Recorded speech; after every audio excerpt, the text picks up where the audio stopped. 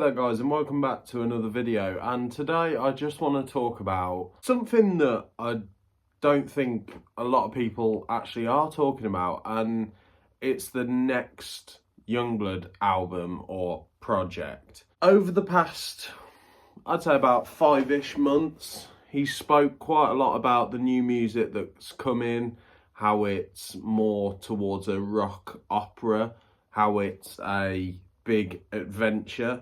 These sort of words, I think, are where Yungblud's ADHD kicks in. He's someone who is extremely excited, someone who's got so much confidence, and rightly so. He's a great performer, he's a great singer, he's a great songwriter, he is the full package. But he's also someone who's very active.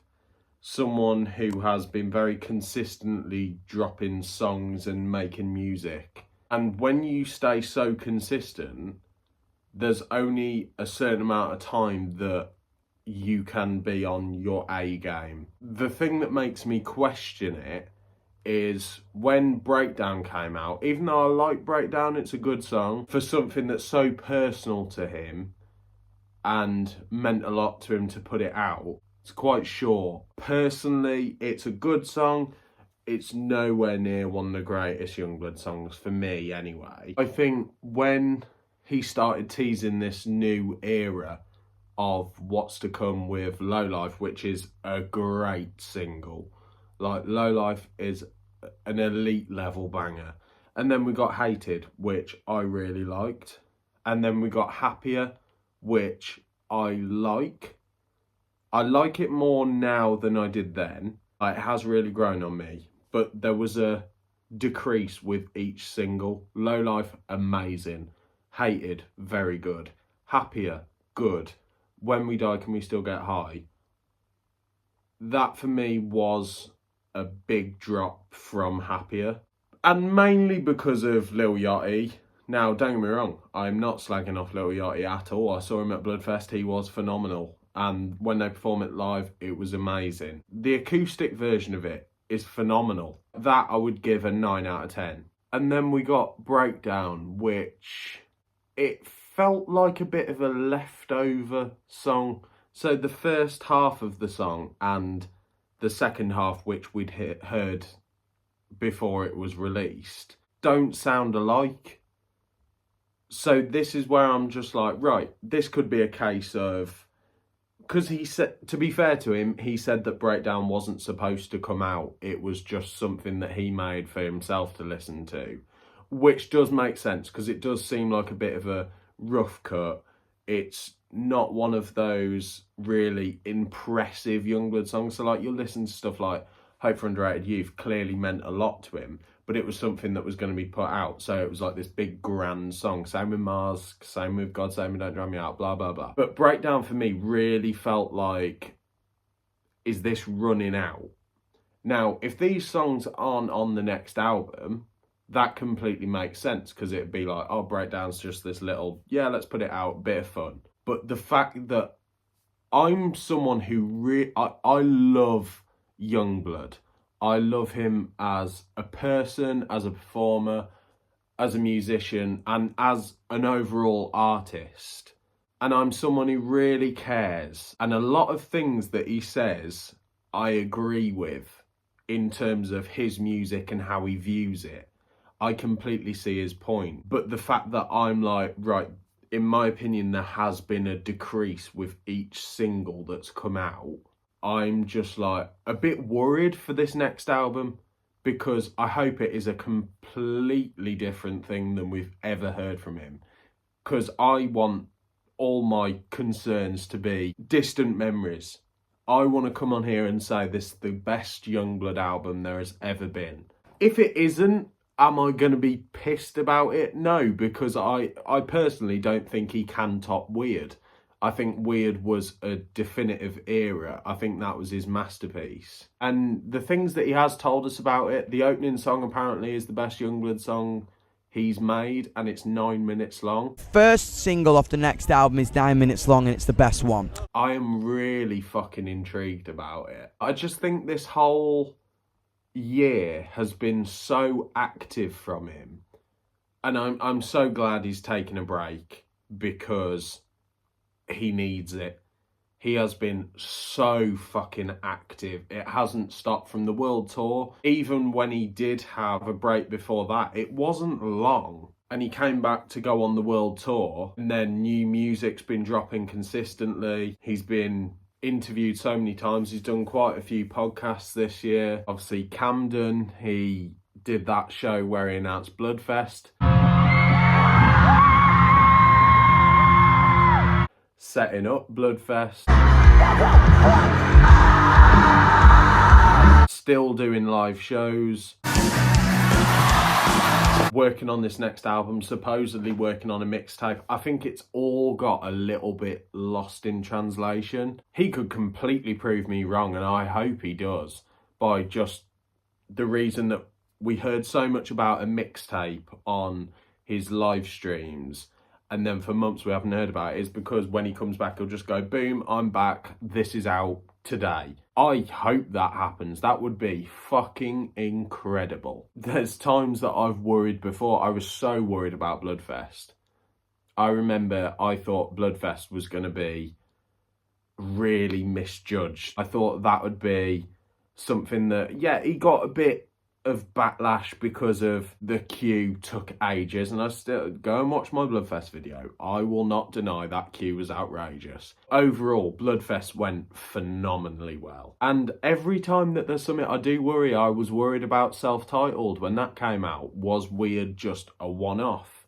Was Self-Titled gonna do well? Went #1 in 6 countries. Now, this video so far seems like I am being a bit negative towards stuff that's happened. 3 out of the 5 Yungblud singles that we have had, I think are amazing to very good. But then I do think When We Die and Breakdown are a little bit lackluster. There are still a lot of positives. We've also had Abyss, which came out of nowhere, and now it's on fucking 40 million streams on Spotify. Like, that is incredible. I remember Dom saying that blew his mind of how this was something that was actually like a bit of a second thought, and it's blown up. And Abyss is a banger. We've also had I Was Made for Loving You, and that has completely blown up. Like, that has done incredibly well. And for someone who's been quite divisive, I think the Yungblud hate is sort of over now. I just think now, who cares? Who sees the spit comments anymore? I think Bludfest proved it, that hate doesn't mean a fucking thing. No one likes Yungblud, yeah? An artist that has been very divisive and a lot of people did hate, covering a very iconic band. I don't fucking care about Kiss in the slightest. To cover a classic song and it to be so well received, you know, it's fair play to him. Overall, this has been an incredible year. In the past less than 2 years, just over a year and a half, Yungblud is my absolute idol. I've met him 3 times. Thank you so much. You're my hero, man. I'm with you.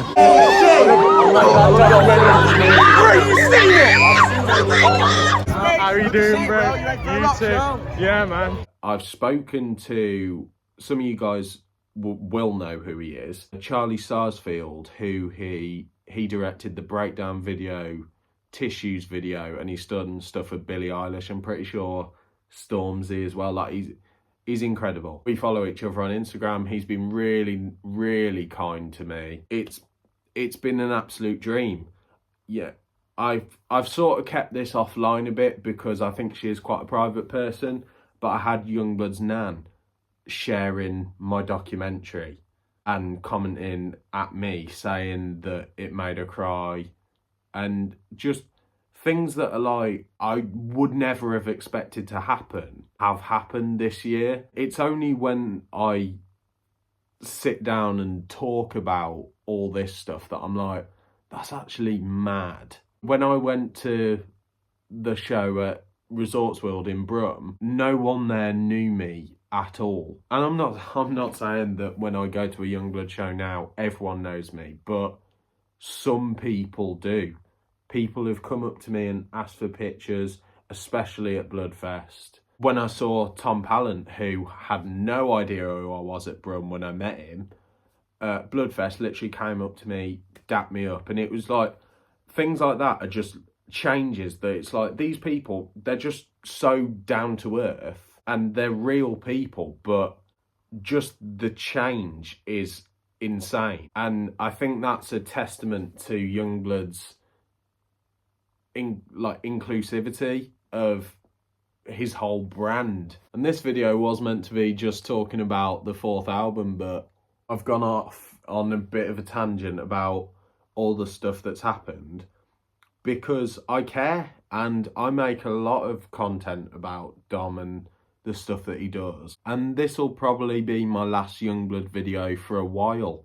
Like, I might talk about Bludfest and the possibilities for next year, but apart from that, this will be my last main Yungblud video until he's back. And when he's back, don't get me wrong, I will be making videos about it all the time. Coming up, obviously, I've done quite a bit of Slipknot stuff lately. Luke's doing his channel. I'm sure I'll do some stuff with him. We've got some good films coming out. There'll just be some different stuff on the channel. I'm just enjoying sort of reminiscing about this crazy year. Even though it's been a bit of a clusterfuck and it's like, right, Bludfest was amazing, but what's this, a mixtape? What's this with the 4th album? It seemed that we were very much going to get a project sooner than we did. So, you know, when he did the pictures that were a recreation of the 21st Century Liability album cover, and it was like, the story's only just beginning. We still don't know really what that was about. Could that have been teasing Bludfest? Possibly, but it very much was leaning towards this next album, because he said this next album sounds a lot like 21st Century Liability, and now it sounds completely different to anything we've ever heard from him. I'm just fucking intrigued, man. I'm intrigued to see the fucking run time of this album, because if the first song's 9 minutes, what was self-titled, was that 33 minutes long? So nearly a third taken up by the first song. I think this is going to be a very long Yungblud album. I think it's going to be make or break of the new Yungblud fans. Like, will this turn people on or will it turn them off? And that's the thing that I'm worried about. Everything else, vocally, I know it's going to be amazing. Songwriting-wise, I know it's going to be amazing. Aesthetic-wise, he has got some of the best style and eye for aesthetics that you will ever see. Like, the man knows what's visually appealing. But what am I expecting from it? To be honest, I am not expecting what originally was very heavily rumoured by Dom, was it to be really heavy. I'm not expecting that, because I think Dom performing the songs that he's recently released, and also with bands like The Offspring,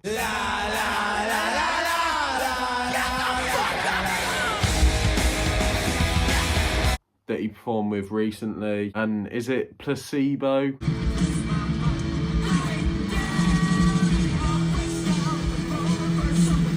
These are bands that, like, they're rock artists, but they're a lot more like the old school, just straightforward rock and roll, rather than really intense, heavy sort of stuff. And you even look at, like, the Bludfest lineup. Yeah, you had Soft Play, where it's like, they're heavy, but it's just yelling, it's not really screaming. But you look at, like, The Damned, like, that sort of rock with a punk edge to it.